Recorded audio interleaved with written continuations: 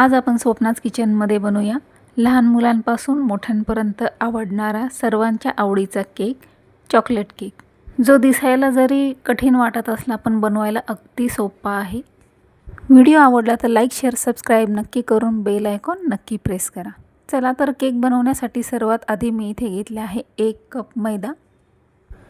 मैदा चाळणीने चाळून घ्यायचा आहे। चाळल्याने मैद्यामध्ये ज्या काही गुठळ्या वगैरे असतात त्या केकमध्ये राहणार नाही आणि केक पण छान मोकळा असा तयार होतो। त्यामुळे नक्की मैदा चाळूनच घ्यायचा आहे। मैदा चाळून तयार आहे। आता यात मी टाकणार आहे 1 टेबलस्पून कोको पावडर आणि 1 टीस्पून कॉफी पावडर घेतलेली आहे।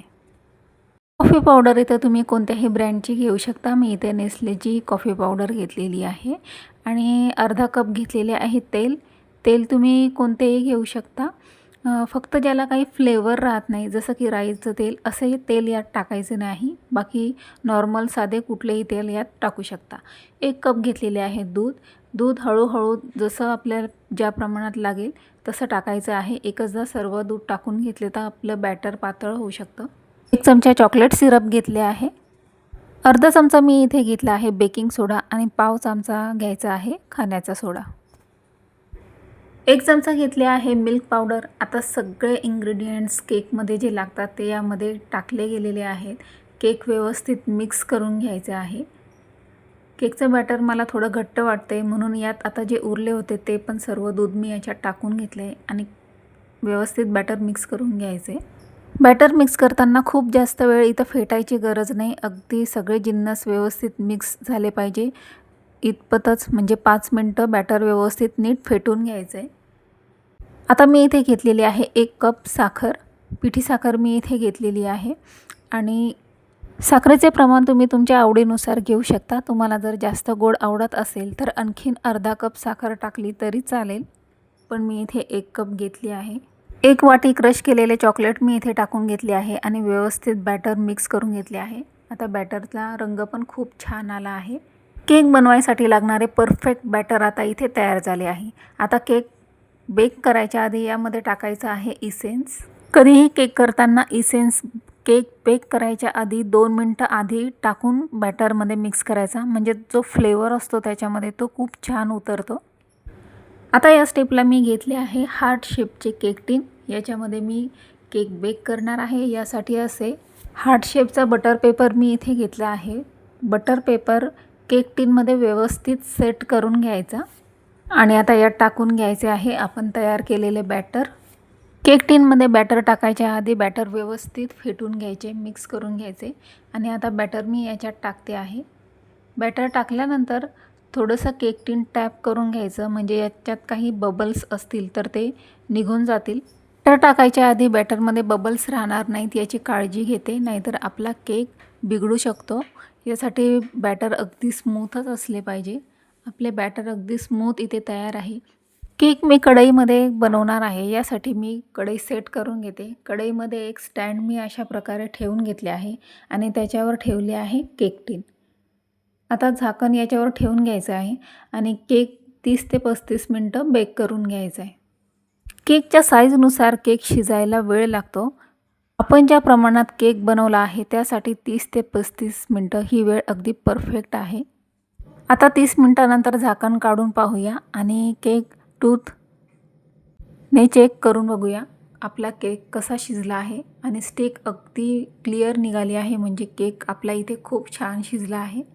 केक किती परफेक्ट शिजला आहे हे तुम्हाला व्हिडिओमध्ये दिसतच असेल। आता याला मी डीमोल्ड करून घेते। यासाठी याच्या सर्व बाजूनी कडा मोकळ्या करून घ्यायच्या, म्हणजे केक अगदी सहजपणे निघतो। आता मी कडा काढून घेतल्या। आता एका प्लेटमध्ये केक डीमोल्ड करायचा आहे। यासाठी सर्वात आधी केक टिनवर प्लेट ठेवून ते उलटं करायचं आणि केकवर हलक्याशा हाताने टॅप करायचं, म्हणजे केक लगेच निघतो। आणि केक लगेच निघाला आहे आणि काय भन्नाट असा केक आपल्या इथे तयार झाला आहे। त्याचा जो बटर पेपर आहे तो केक टिनमध्येच राहिला। इतक्या अगदी सहजपणे हा केक मोकळा निघून गेला आहे। आता मी थोडासा जो केक ब्रेक झाला आहे तो अगदी हलक्या हाताने काढून घेणार आहे। चॉकलेट केक करताना केक थोडासा ब्रेक होतोच, काही प्रॉब्लेम नाही। हे वरचं भाग थोडासा काढून घ्यायचा आणि आता याच्यावरती लागणारा चॉकलेट गनाश आपण बनवून घेऊया। यासाठी एका बाउलमध्ये मी घेतले आहे अगदी थोडेसे पाणी, अर्धी वाटी पाणी मी इथे घेतले आहे आणि त्याच्यामध्ये टाकणार आहे चॉकलेट सिरप।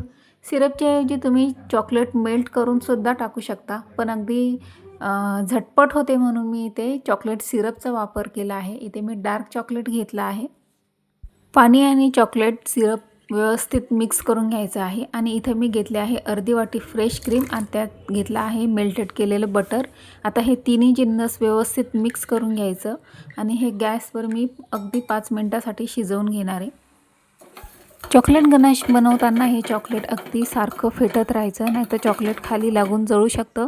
यामुळे सारखं 5 मिनिटं फेटत राहायचं आणि आता परफेक्ट चॉकलेट गनाश इथे आपलं तयार झालं आहे आणि आता हे गार करून घ्यायचं आणि केकवरती सेट करून घ्यायचं।